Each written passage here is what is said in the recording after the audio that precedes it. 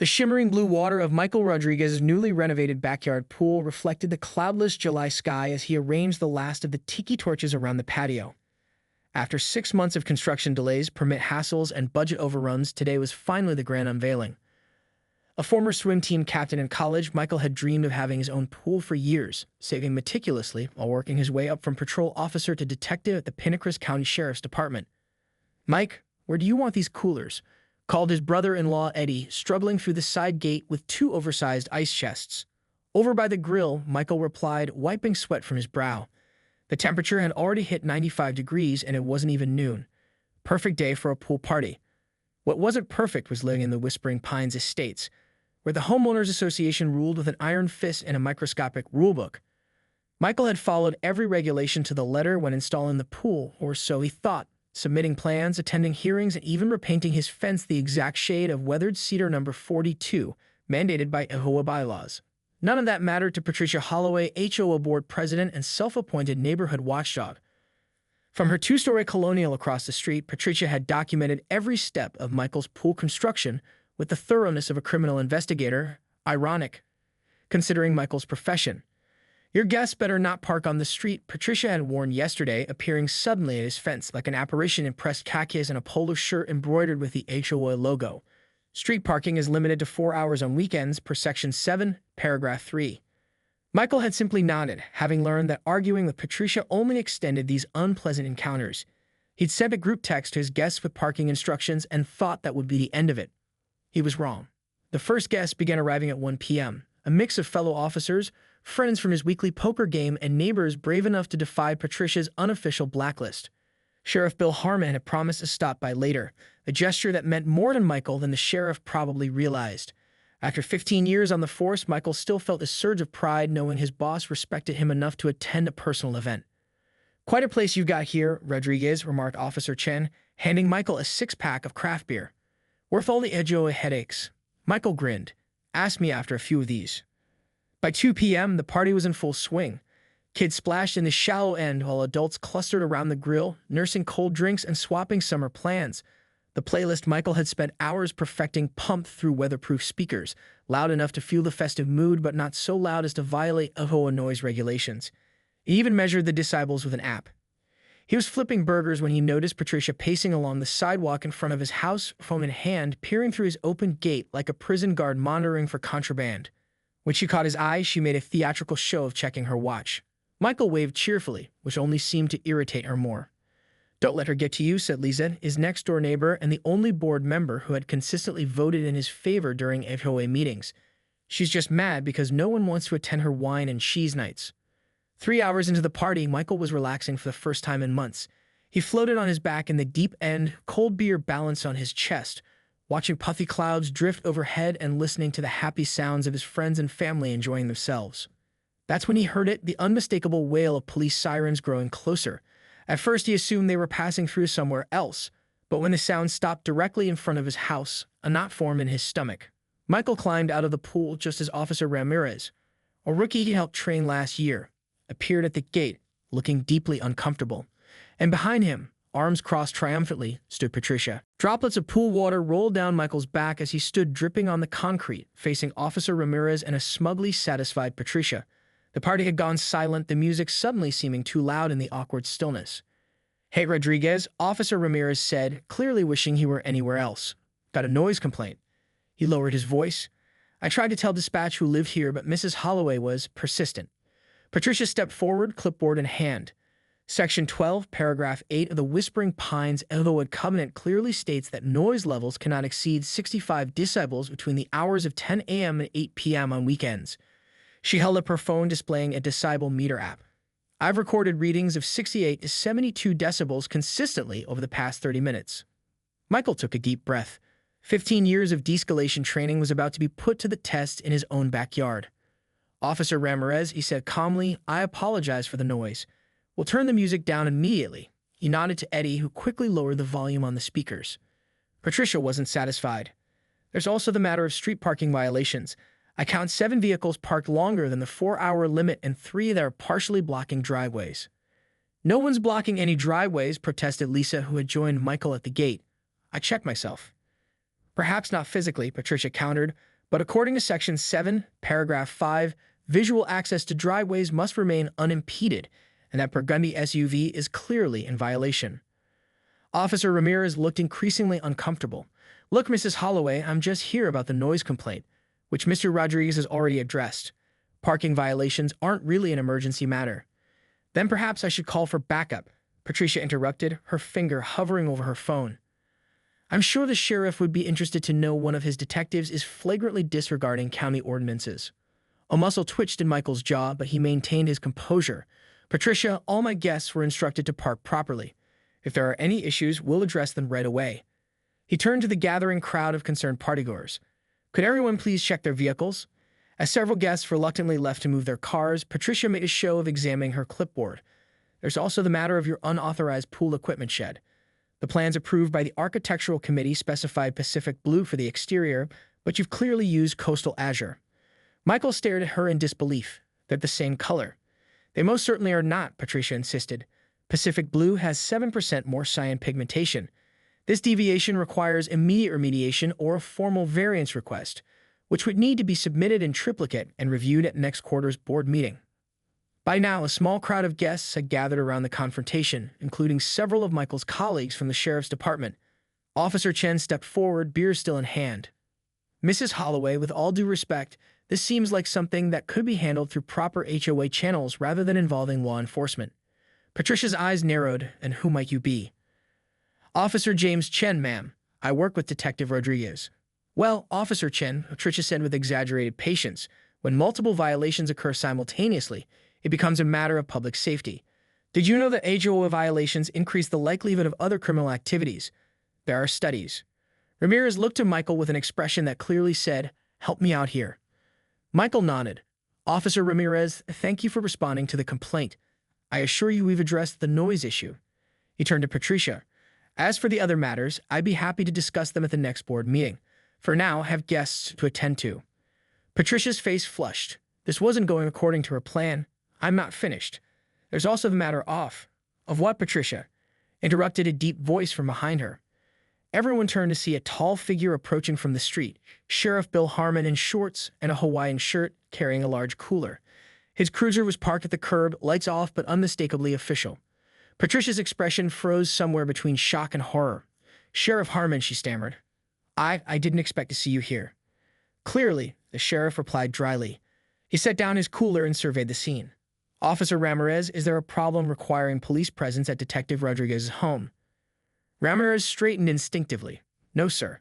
Just responding to a noise complaint that's been resolved. Sheriff Harmon nodded. Good work. I can take it from here. He turned to Patricia. Mrs. Holloway, isn't it? From the HOA. By Sunday morning, word of Patricia Holloway's humiliating confrontation with Detective Rodriguez and Sheriff Harmon had spread through Whispering Pines estates like wildfire. Neighbors who typically kept their blinds drawn when Patricia made her daily inspection rounds were suddenly finding reasons to chat over fences and linger at mailboxes, exchanging details of what many were already calling the pool party incident. Michael woke to the ping of his phone. A text from Lisa. Asterisk, check the community Facebook page. It's EPIC asterisk. Groaning slightly from the previous day's combination of sun exposure and beer consumption, Michael reached for his phone. The Whispering Pines community page, normally a carefully curated showcase of Patricia-approved garden photos and passive-aggressive reminders about garbage placement, had transformed overnight. Dozens of comments filled the thread below Patricia's most recent post about proper lawn maintenance. Asterisk, maybe the HOA should focus more on building community and less on policing paint colors. Asterisk. Asterisk, goes anyone know when the next board election is? Asking for a friend. Asterisk. Asterisk, just wondering if calling the police on your neighbors is covered in the HOA handbook? Can't seem to find that section. Asterisk. Michael scrolled through with a mixture of amusement and discomfort. While Patricia's overreaction deserved some pushback, he hadn't intended to start a neighborhood revolt. He was considering posting a conciliatory message when his doorbell rang. Standing on his front porch was Dan Wilkins, a retired high school principal who had lived in Whispering Pines longer than anyone else. Michael had exchanged pleasantries with him occasionally, but didn't know him well. Morning, Detective, Dan said, hands in the pockets of his immaculate khaki shorts. Got a minute to chat? Michael invited him in, clearing yesterday's party debris from the kitchen table. Coffee. Please, Dan replied, settling into a chair. Quite a party yesterday. Sorry I missed it. The wife and I were visiting our daughter in Phoenix. Probably for the best, Michael said, pouring 2 mugs. It got a bit complicated. Dan chuckled. So I hear. That's actually why I'm here. He accepted the coffee with a nod of thanks. I've been on the HOA board with Patricia for 8 years. Vice president for the last 5. Michael raised an eyebrow. He'd attended enough board meetings to recognize Dan, but had always assumed he was just another one of Patricia's rubber stamp allies. Patricia means well, Dan continued, stirring sugar into his coffee. She moved here after her divorce, when the neighborhood was going through a rough patch. Property values were dropping, some rentals had turned into party houses, and the previous HOA board was asleep at the wheel. She turned things around, but somewhere along the way she lost perspective. Michael finished. Dan nodded. Exactly. And nobody's been willing to stand up to her. Until yesterday, he leaned forward. The thing is, Detective, there's a board meeting tomorrow night. Patricia's called it as an emergency session to discuss your violations. But several of us have been talking, and we think it's time for a change in leadership. Michael set down his mug. Mr. Wilkins. Dan, please. Dan, I appreciate the vote of confidence, but I'm not interested in HOA politics. I just want to enjoy my home and my pool without getting a citation every time I sneeze. That's exactly why we need you, Dan insisted. Not as president. I'm willing to step up for that. But as a voice of reason. Someone who understands both rules and flexibility. He pulled out his phone. Look at this. He showed Michael a group text with 5 other board members, all expressing support for removing Patricia as president. We have the votes, Dan said. But we need someone to help present a united front. Someone she can't easily intimidate. Michael ran a hand through his hair. Tomorrow night, you said. 7 p.m. at the clubhouse, and Detective, bring friends. After Dan left, Michael spent the rest of Sunday cleaning up from the party and contemplating the unexpected turn of events. By evening, he received texts from over a dozen neighbors offering support or apologizing for not standing up to Patricia sooner. Even Eddie, who had always found Michael's HOA stories entertaining from a safe distance, was invested now. You've got to go to that meeting, bro, he insisted during the evening phone call. It's like a real-life coup. It's an HOA board meeting, not a revolution, Michael replied, though he had to admit it felt surprisingly similar. Monday evening arrived with the kind of perfect sunset that reminded Michael why he'd wanted to live in Whispering Pines in the first place despite its draconian rules. As he walked to the clubhouse, he noticed something unusual. Neighbors were streaming toward. The emergency HOA meeting had transformed into something between a town hall and a public tribunal. Years of resentment poured out as neighbor after neighbor stood to share their experiences with Patricia's reign of regulatory terror. Order. We will have order. Patricia's voice cracked as she pounded her gavel, but the tide of testimony continued unabated. Michael sat stunned as he listened to stories that ranged from petty to genuinely disturbing. Elderly residents fined for holiday decorations left up one day too long. A single mother reported to Child Protective Services for letting her kids play unsupervised in their own fenced backyard. A family with a disabled child denied permission for a wheelchair ramp because it disrupted the aesthetic harmony of the neighborhood. What struck Michael most wasn't the number of complaints, though there were dozens, but how many people began their stories with, I never said anything because I was afraid of retaliation. Fear had been Patricia's most effective enforcement tool. Finally, Dan stood up and raised his hands for quiet. The room gradually settled. I think we've heard enough, he said gravely. Patricia, would you like to respond before we proceed to a vote? All eyes turned to Patricia, who sat rigid in her chair, clipboard clutched to her chest like a shield.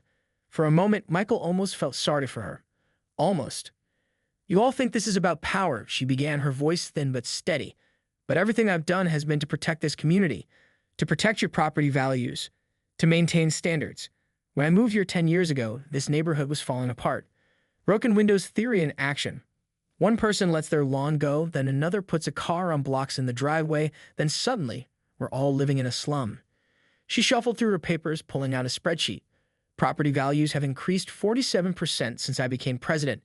Crime is down. Our school ratings are up. Did I make enemies? Yes. Did I sometimes enforce rules that seemed arbitrary? Perhaps. But I did it for all of you, whether you appreciate it or not. The room was silent now. Patricia straightened her shoulders and continued. And now he wants to remove me because Detective Rodriguez couldn't follow simple noise ordinances and parking regulations. Because he has friends in the sheriff's department who intimidated me while I was performing my duties. Is that the kind of community you want to live in, where rules only apply to some people? Michael felt a flush of anger rising in his chest. He started to stand ready to defend himself when Sheriff Harmon's voice rang out from the back of the room.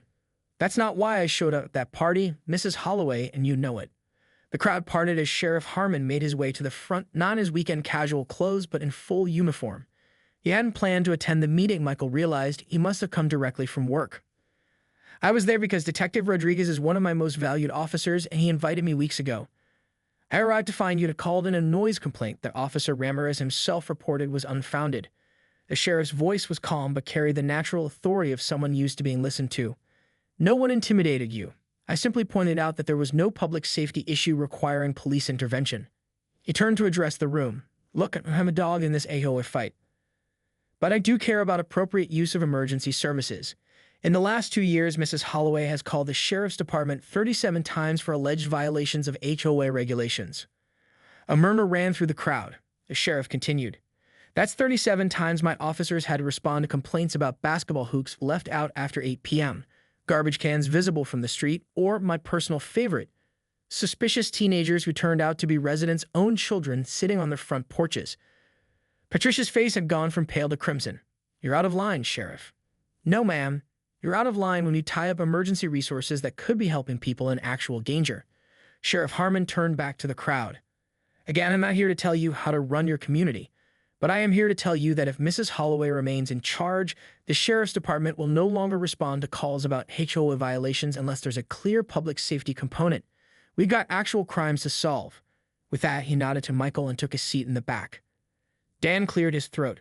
I think we should proceed to the vote. According to our bylaws, we need a 2/3 majority of the board to remove the president. He looked around at his fellow board members. All in favor of removing Patricia Holloway as president of the Whispering Pines Estates Homeowners Association, raise your hand. 3 months after the pool party incident, Whispering Pines Estates had transformed. The change wasn't immediately visible to outsiders. The lawns remained manicured, house colors still adhered to the approved palette, and property values had, contrary to Patricia's dire predictions, continued to rise. But something fundamental had shifted in the neighborhood's atmosphere. Michael noticed it most on his morning runs. Neighbors who had once hurried inside at the sight of another resident now waved or stopped to chat. Front porches that had sat empty for years out of fear of HOA citations were now adorned with rocking chairs and hanging plants. Children's laughter echoed from backyards where play equipment had previously been forbidden. The most visible symbol of change was the community bulletin board at the entrance to the subdivision. Under Patricia's leadership, it had displayed only HOA announcements and warnings. Now it overflowed with flyers for book clubs, pet sitting services, and neighborhood events. You're quite the local celebrity, Lisa remarked one evening as she and Michael grilled burgers on his patio. The late September air carried just a hint of autumn Christmas, and the pool, now officially approved in all respects, reflected the string lights Michael had installed along his fence. People still talk about your showdown with Patricia as if it were the neighborhood's Boston Tea Party. Michael flipped a burger. I wish they wouldn't. I never meant to become the face of a rebellion. Too late, Lisa grinned, sipping her wine. Which reminds me, Dan asked if you consider running for the board in the regular election next month. Officially this time, not just as an advisor. Michael groaned. I'm a detective, not a politician. Maybe that's exactly why you'd be good at it. You investigate before jumping to conclusions. She gave him a pointed look. Unlike some of our more zealous new board members, she got a point. While the post-Patricia board had started with good intentions, some members had swung too far in the opposite direction, attempting to dismantle even sensible rules. Dan had his hands full maintaining a middle ground. I'll think about it, Michael conceded, placing the burgers on plates.